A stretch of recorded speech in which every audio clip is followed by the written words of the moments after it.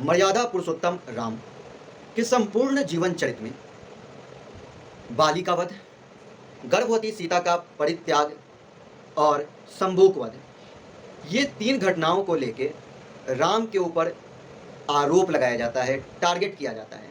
College के आरंभिक दिनों में मैं अंबेडकर, पेरियार की पुस्तकों को पढ़ता था। अंबेडकर की पुस्तक विशेषकर रिडल्स इन हिंदुइज्म, बहुत सारे सवाल उठाए गए हैं हिंदू धर्म के कुछ बेसिक कॉन्सेप्ट के ऊपर। वर्ण व्यवस्था, जाति व्यवस्था पे आज भी सवाल आते हैं। शंभुक वध उसी सवालों में से एक सवाल है। नरेंद्र कोहली ने एक बुक लिखा शंभुक वध, आधुनिक कॉन्टेक्स्ट में। आरंभ काल से ही सबसे पहले तो वाल्मीकि ने रामायण लिखा। उस रामायण को आधार बना के अनेक कहानियां लिखी गई, नाटक, गद्य काव्य, महाकाव्य, अनेक तरह की पुस्तकें।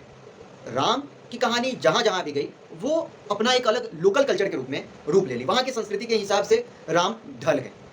सिर्फ भारत ही नहीं, दुनिया के बहुत सारे देश में राम कथा गई और राम कथा के अपने आयाम हो गए। हाल में नेपाल में बोला गया कि नेपाल में ही अयोध्या है और नेपाल में ही मिथिला है और नेपाल में ही रामायण हुई थी, श्रीलंका में नहीं गए थे राम ये लोग। ठीक है, तो हर कोई अपने अपने हिसाब से राम को गढ़ा, राम को माना। कबीर मानते हैं कि राम दशरथ पुत्र वाले राम नहीं है, उनके राम अलग हैं। आरंभ काल से ही राम कौन है, जिनमें योगियों का मन रमन करता है।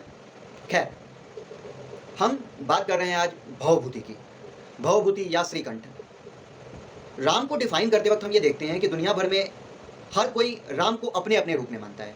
जैसे अगर कोई माँ है तो राम को रामलला के रूप में देखती है कि राम उनका पुत्र, राम बच्चा है। कोई पॉलिटिकल पार्टी है तो वो देखती है कि राम जो है सो एक क्षत्रिय हैं जो मलेच्छों का वध कर रहे हैं, तो हम भी जो है मलेच्छों का विरोध कर रहे हैं, तो हमें वोट दिया जाए। किसी के राम पति के रूप में है, जो एक पत्नी पे आश्रित हैं, वो अन्य राजाओं की तरह दूसरा विवाह नहीं करते हैं। इवन जब इतना माइटी किंग रावण सीता को ले जाता है, तब राम जाते हैं, हमला करके छुड़ा के ले आते हैं। तो वो राम ऐसे पुरुष के रूप में जाने जाते हैं जो वीर हैं, जो आदर्शों पे चलने वाले हैं, जो प्रजापालक हैं। राम राज्य की कल्पना गांधी ने यूं ही ना की थी और राम राज्य आज भी सब लोग चाहते हैं, क्योंकि जो प्रजा के लिए अपनी पत्नी तक को छोड़ दिया, राम राजा। तो हर किसी के अपने अपने राम हैं, हर किसी ने अपनी अपनी सुविधा के हिसाब से राम को डिफाइन किया है, राम को गढ़ा है।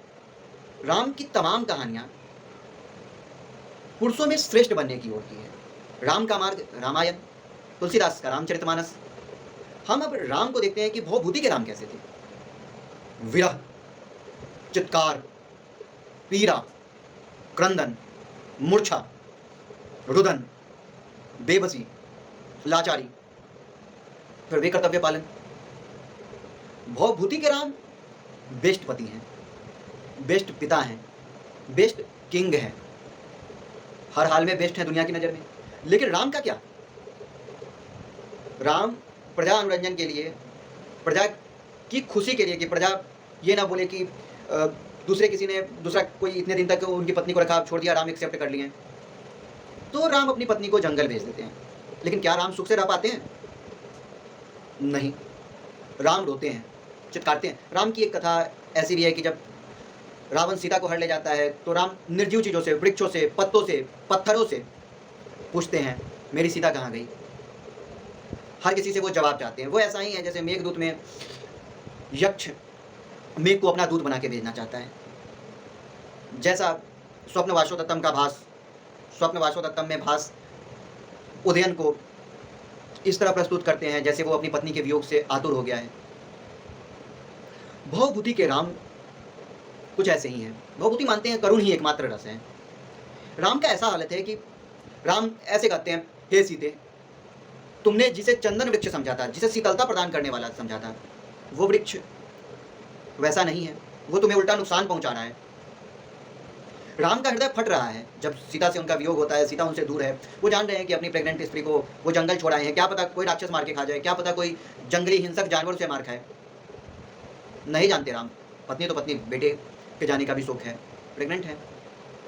राम का स्थिति ऐसा है कि कहते हैं, दलती हृदयम गाढ़ोद्वेगम, हृदय फट रहा है, चूर्णित नहीं होता, शोकाकुल शरीर मूर्छित नहीं होता, मूर्छित हो भी जाता है तो यह अपनी चेतना को नहीं छोड़ता, ये खत्म भी नहीं हो रहा है शरीर, ये दुख दर्द पीड़ा बेबसी लगातार चल रही है। शरीर जल रहा है पर भस्म होकर खत्म नहीं हो रहा है, जीवन बस कट रहा है किसी तरह से। राम राज्याभिषेक के बाद अश्वमेध यज्ञ करने जा रहे हैं। यज्ञ का एक सिंपल कॉन्सेप्ट है कि आप अपनी पत्नी के साथ, अर्धांगिनी के साथ यज्ञ करते हैं। राम दूसरा विवाह भी नहीं करते। सीता की सोने की मूर्ति बनाई जाती है और उस मूर्ति को साथ ले बैठते हैं ताकि यज्ञ को कंप्लीट किया जा सके। तब तक सीता कहाँ है? सीता भी दुखी है। राम, जिनके साथ उनका जीवन, वैवाहिक जीवन शुरू हुआ, उसके कुछ समय के बाद वनवास, और अब उस वनवास के बाद अब सुख भोगने का टाइम आया, जब पति बच्चे और ससुराल सब कुछ साथ होता, फिर जंगल वनवास। कहते हैं बिहार में सीता के दिन वियोगे गेल, दुख छोड़ी सुख कबहू न भेल, मतलब दुख छोड़ के कभी सुख नहीं हुआ। सीता जाती है वाल्मीकि के आश्रम में। वाल्मीकि दशरथ के मित्र हैं, वो ख्याल रखते हैं, उनके बच्चों का जन्म वहीं पे होता है, वाल्मीकि वहीं पालते हैं। लव कुश जो वाल्मीकि के शिष्य हैं, आगे चल के वही जो है कुशी लव या कुशील शब्द बनता उनसे है, तो वो लोग गागा की राम कथा जगह जगह पहुँचाते हैं। इस कथा के दो आयाम थे वस्तुतः। एक आयाम था कि रामायण दुखद अवसान में चला जाता, उत्तरकांड के हिसाब से वाल्मीकि के, जिसके हिसाब से था कि सीता पृथ्वी में समा गई, राम अपने पुत्रों को ले गए और फिर कहानी इस तरह से खत्म हुई। और दूसरी कहानी पद्म पुराण या फिर कुछ अन्य कथाओं के हिसाब से आती है कि रामायण दुखांत नहीं है, रामायण सुखांत है। ऐसे कि क्या होता है कि सीता राम को मिल जाती है वाल्मीकि के आश्रम में, और फिर क्या होता है कि वो दोनों सुखपूर्वक उसके बाद रहते हैं। खैर, रामकथा के अपने अनेक आयाम हैं, तो एक आयाम इसमें से ये भी है। ये पूरा जो भवभूति का लिखा हुआ उत्तर रामचरितम है, उसका प्रथम भाग है महावीर चरितम। वहाँ महावीर जो है वो राम ही है, वहाँ महावीर का अर्थ हनुमान नहीं है, राम है। वहाँ राज्याभिषेक तक की कथा है, और राज्याभिषेक के बाद में अब भवभूति की कथा ऐसे स्टार्ट होती है। वो पद्म पुराण में थोड़ा सा चेंज करके इस कहानी को इस तरह से बनाते हैं कि अब सब कुछ खत्म हो चुका है, राज्याभिषेक हो गया है, सब लोग जो लोग भी पुष्पक के एयरलाइन से आए थे वो लोग अपने अपने घर चले गए हैं, और बाकी इनके परिवार के लोग, इनकी माताएं, ये लोग भी 12 वर्ष के लिए एक यज्ञ में चली गई है। ऋषि श्रृंग, राम की बहन थी शांता और जमाई ऋषि श्रृंग के आश्रम में सब लोग चले गए वशिष्ठ आदि। वहाँ से खबर आती है कि आप जो है राम अपने प्रेग्नेंट बीवी का ख्याल रखिए और सीता का, और प्रजा का भी ख्याल रखिए वशिष्ठ के हिसाब से। राम कहते हैं कि प्रजा को देखने के लिए या प्रजा के हित के लिए अगर आपको अपनी पत्नी को भी छोड़ना पड़े तो मैं छोड़ूंगा। और यही बात हो जाती है कि आगे चल के इनको छोड़ना पड़ता है। जैसे कहते हैं ना कि जो हम सोचते हैं, जो हमारे दिमाग में चल रहा होता है, या कभी कभी हमारे मुंह में सरस्वती विराजमान होती है कि हम जो बोल देते हैं वही होता है। फिर दुर्मुख का संदेश आता है। दुर्मुख एक गुप्तचर है जो कि घूमता है और पता करता है कि प्रजा के बीच में क्या चल रहा है। प्रजा के बीच में पता करता है तो लोग आपस में बात कर रहे होते हैं, कॉन्वर्सेशन चल रहा होता है लोगों के बीच में कि अरे अरे राम कहते हैं मर्यादा पुरुषोत्तम है, उनकी पत्नी को तो हर के ले गया और वापस आए तो राम एक्सेप्ट कर लिए हैं। ऐसे कैसे हम पत्नी रहती तो हम करवे नहीं करते। तो राम को बहुत तरह से ये सुनने को मिलता है इधर उधर से। तो राम डिसाइड करते हैं कि अगर ये हमारी प्रजा विरोध पे है या फिर प्रजा के बीच में असंतोष फैल रहा है तो प्रजा का अनुरंजन मेरा फर्स्ट दायित्व है। और वो लक्ष्मण को कहते हैं, जा लक्ष्मण, जाके सीता को छोड़ा। वहाँ पे बीच में चित्र दर्शन आदि का भी कॉन्सेप्ट है, जहाँ राम का एक अलग रूप प्राप्त होता है। तो क्या होता है, राम छोड़ तो देते हैं, राम अब दुखी है, बेचारे परेशान है। फिर पता चलता है किसी ब्राह्मण पुत्र का मतलब की मृत्यु हो गई, और इसका कारण क्या है तो पता चलता है राम को कि एक शंभुक नामक एक शूद्र है जो तपस्या कर रहा है, और उस तपस्या के कारण एक शूद्र तपस्या कर रहा है, या फिर हो सकता है कि तपस्या के कुछ अन्य आयाम हो, अब पता नहीं हम लोग को एक्चुअल में क्या घटना थी। तो उत्तर रामचरितम ये भवभूति के हिसाब से या फिर वाल्मीकि के उत्तरकांड जिसे प्रक्षिप्त माना जाता है उसके हिसाब से, तो शंभुक वध के लिए राम प्रस्थान करते हैं अपने पुष्पक एयरलाइंस में, और वहाँ पे जाते हैं और उस शंभुक का वध कर देते हैं। शंभुक को मुक्ति मिल जाती है। और उस कहानी के बाद में क्या होता है, राम दंडकारण्य वहाँ से फिर अगस्त्य ऋषि पंचवटी जाते हैं, वहाँ सीता से जुड़े हुए उन यादों को फील करते हैं कि हम सीता के साथ ऐसे ऐसे यहाँ पे समय बिताए थे, और अब सीता हमारे साथ नहीं है, हम अकेले हैं, रोते हैं, चित्कार करते हैं, कई बार मूर्छित भी होते हैं। उसके बाद क्या होता है, वो अगस्त्य ऋषि के पास जाते हैं, वही अगस्त्य ऋषि जिनका आदित्य हृदय स्रोत है। और उसके बाद में क्या होता है कि फिर राम जो है अश्वमेध यज्ञ के लिए फिर अयोध्या लौटना चाहते हैं। उसी के बीच में एक कहानी है छायांक तृतीय अंक, जहाँ पे राम मूर्छित हो जा रहे हैं बात करते हुए, पुरानी जो उसवन की देवी है वहाँ पे। तो सीता छाया रूप में आती है, मतलब अदृश्य रूप में, और वहाँ उनको टच करती है, जिसके कारण से राम शीतल स्पर्श से फिर मूर्छा से बाहर आते हैं। तो उसके बाद में क्या होता है कि अश्वमेध के लिए राम गए हैं, अश्व छोड़ा गया है, और अश्व जाता है तब लव जो सीता का पुत्र है, राम सीता का, वो लक्ष्मण के पुत्र चंद्रकेतु से युद्ध करता है। युद्ध भयानक होता है। तभी बीच में राम आ जाते हैं, और राम को देख के लव युद्ध रोक देता है। बीच में चंद्रकेतु और लव के बीच में जो संवाद होता है उसमें राम पे लव आक्षेप भी लगाता है बहुत सारा, जैसे बालीवध का ये सब, और राम के जीवन से संबंधित कुछ, जिसके कारण चंद्रकेतु जो है वो थोड़ा सा गुस्सा हो जाता है।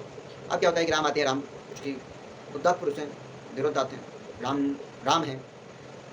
तो कुछ भी तब तक आ गया है उधर से मनुस्क्रिप्ट जो लिखा गया था इनके द्वारा कि हम ऐसे ऐसे राम कथा का नाटक करेंगे, तो वो आ जाता है, राम को प्रणाम करते हैं दोनों भाई, और फिर राम को लगता है कि ये सीता का पुत्र है, गले लगा देते हैं दोनों को, पर अभी तक वो कंफर्म नहीं है। फिर सीता आती है, फिर बाकी लोग आते हैं, तो फिर राम को बिलीव होता है कि हाँ ये दोनों मेरा पुत्र है। दूसरा चीज़ की वो एक अस्त्र है, दिव्यास्त्र है, जिसके लिए राम सीता को आशीर्वाद दिए रहते हैं कि हमारा जो पुत्र होगा उसको जन्म से ही ये अस्त्र सिद्ध होगा। तो इस तरह से कहानी का लास्ट जो 7वां अंक है, वहाँ पे ऐसा होता है कि एक नाटक के भीतर ही नाटक का आयोजन किया था, इसको बोलते हैं गर्भांक। तो वो गर्भांक में फिर नाटक होता है, वाल्मीकि आयोजन कराते हैं नाटक का, जिसमें राम को अयोध्या के समस्त वासियों को बुलाया जाता है, और वो लोग नाटक देखते हैं। तब उन लोगों को पता चलता है घटना सब कुछ कि सीता निर्दोष है। सीता हालांकि एक बार अग्नि परीक्षा वहाँ भी दे चुकी थी। कहा जाता है ना कि क्यों स्त्री बार बार अग्नि परीक्षा दे, क्यों खुद को प्रूव करे। खैर, तो यहाँ पे सीता अग्नि परीक्षा के बाद में ये दूसरा परीक्षा ही हुआ एक तरह से। तो यहाँ पे इस तरह से क्या होता है कि सीता जो है सो सौंप दी जाती है राम को। यहाँ पे पाताल में नहीं जाती है हमेशा के लिए, जैसा कि वाल्मीकि रामायण का था। और राम सीता मिल जाते हैं, उनका दोनों पुत्र मिल जाता है। उसके बाद अयोध्या लोग जाते हैं सब लोग, और हैप्पी एंडिंग एक तरह से हो गया हमारे भवभूति के इस उत्तराम चरितम के द्वारा। भवभूति अपने आप में एक श्रेष्ठ कवि थे। कालिदास का जो अभिज्ञान शाकुंतलम है, उसमें जो पति पत्नी के बीच का जो आदर्श दिखाया गया है, जो वियोग दिखाया गया है दुष्यंत और शकुंतला का, तो दुष्यंत यहाँ पे उस तरह से मूर्छित नहीं हो रहा है, उतना दुखी नहीं हो रहा है, पागल नहीं हुआ जा रहा है। लेकिन यहाँ राम मूर्छित हो जा रहे हैं, बाकी लोग भी मूर्छित हो जा रहे हैं। कहा जाता है पुरुष जो है सो रोता नहीं है, यहाँ राम रो रहे हैं साक्षात। कालिदास हालांकि महाकवि हैं, बेस्ट हैं, लेकिन भवभूति पत्थर तक को रुला देते हैं, हर जगह रुदन। आदर्श पति, आदर्श पत्नी, आदर्श पुत्र। हम जब राम पे सवाल उठाते हैं कि राम अपनी पत्नी को त्याग दिए, लेकिन हम इतिहास के उन आयामों को झांकने का प्रयास नहीं करते हैं। हम कहते हैं किसी बड़े कॉज के लिए किसी ने सांसारिक सुख छोड़ा। जैसे एग्जाम्पल के लिए महावीर, वो पत्नी से अलग हो जाते हैं, छोड़ के चले जाते हैं।